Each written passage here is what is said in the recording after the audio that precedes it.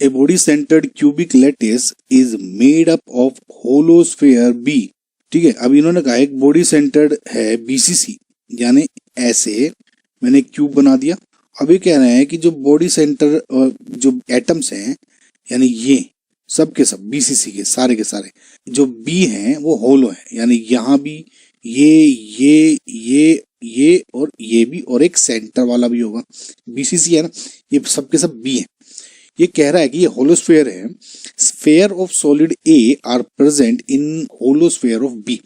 अब कह रहा है कि अंदर A है, सभी में अंदर वाला A है, बाहर वाला B है। अब सेंटर दोनों के सेम होंगे ना। Radius of A is half of the radius of B। Now suppose radius of B is R, then RA क्या हो जाएगी, R/2। ठीक है guys, what is the ratio of total volume of sphere B unoccupied by A in unit cell and volume of unit cell। मतलब volume of B, इसमें अगर मैं minus कर दूं जो कि वॉल्यूम ऑक्यूपाइड किया है A ने, तो वॉल्यूम अनऑक्यूपाइड हो जाएगा, divided by volume of unit cell. यानी अगर इसकी एज लेंथ में A कर दूं फिलहाल के लिए तो क्या हो जाएगा, A³। आपको इसकी वैल्यू निकालनी है। समझ में आ गया गाइस आपको? फिलहाल इसको रख दें, लिख ले, इसे हटा देते हैं, इसकी अब जरूरत नहीं है, समझाने के लिए था बस ये। नाउ VB और माइनस VA क्या हो जाएगा, देखिए वॉल्यूम ऑफ B क्या हो जाएगा, सारे स्फेयर्स है ना, तो यानी 4/3 पाई RB³ लिख देता हूँ। नाउ ये होता है एक स्फेयर का टोटल नंबर ऑफ स्फेयर कितने हैं BCC में, we know total number of atoms कितने होंगे। अभी देखिए मैंने आपको याद करने के लिए कहा था, ये वाला कहा था ना BCC में 2 है। ठीक है, तो आप ये लिख लीजिए डायरेक्ट 2।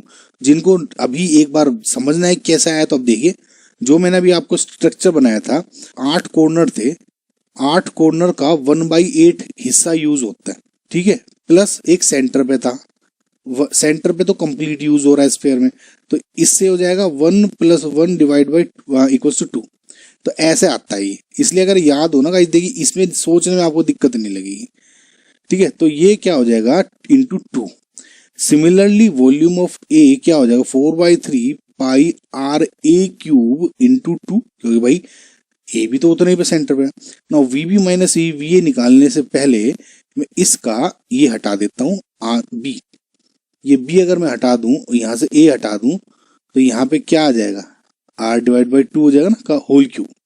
तो VB माइनस VA निकाले, तो यानी VB minus VA is equal to 4/3 pi × 2 तो कॉमन आ गया, R³ minus RQ divide by 8, और ये हो गया 8 π/3 × 7R³ divide by 8।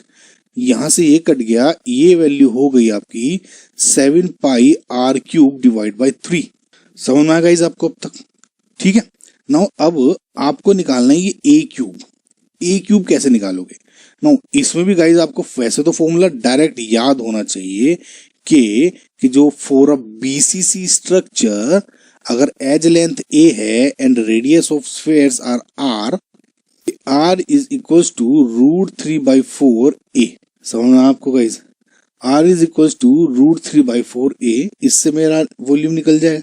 So A is equal to 4R divide by √3, A³ क्या हो जाएगा 4R डिवाइड बाई √3 का होल क्यूब हो गया। सो ये आ गया आपकी equation number 2, 4R³ divide by √3, और ये है आपकी इक्वेशन नंबर 1। डिवाइड कर दें तो यानी 7 πR³ divide by 3 divided by 4R³ यानी 64R³ डिवाइड बाई 3√3।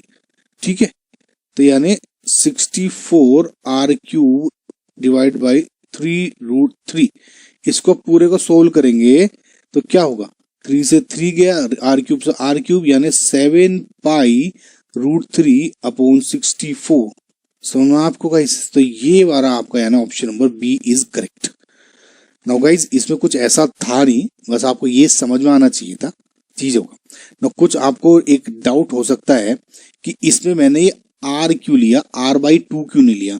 मतलब मेरा ये कहने का है क्योंकि इसमें 2 स्फेयर थे, तो ए क्यूब में एक तो बाहर वाला था आर का, एक छोटे वाला था r/2।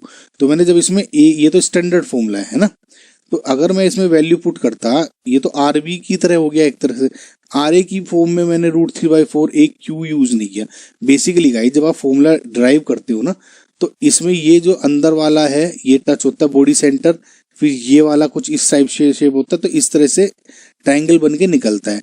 तो जो बड़ा वाला है ना वो टच सा हो रहा होगा और उसी को यूज करेंगे। भाई छोटे वाला तो अंदर टच ही नहीं हो रहा है, आप एक छोटा और बना दे डोला सा यहाँ पे, तो और बड़ा, इससे कुछ फर्क कोई पड़ेगा इतना। भाई जो मेन आउटर वाला होगा वो काम का है हमारा, तो ठीक है। तो इसमें इन चीजों में कंफ्यूज मत होइएगा। तो ऑप्शन नंबर बी आपका करेक्ट है।